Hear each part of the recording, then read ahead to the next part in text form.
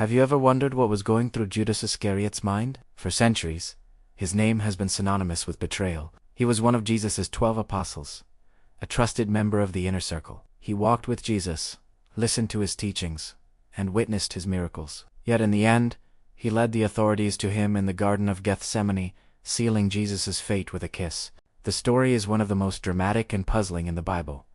What could possibly motivate someone so close to Jesus to commit such an act? The Gospels offer a few clues. The Gospel of John paints Judas as a thief, someone who was in charge of the group's money but would help himself to it. It suggests his betrayal was driven by greed, as he was paid 30 pieces of silver to identify Jesus. But is it really that simple? Some scholars have explored other possibilities.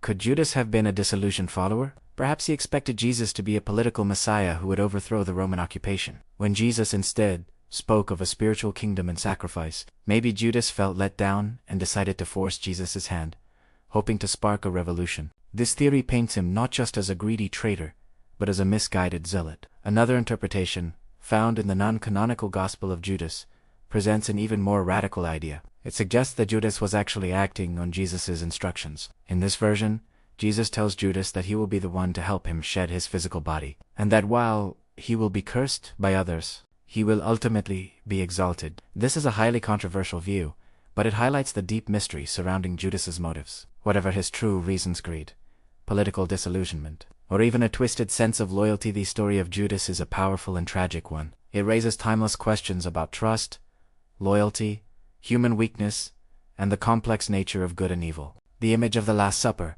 with Jesus knowing one of his own would betray him, is haunting. It reminds us how fragile relationships can be, and how devastating the consequences of our choices can be.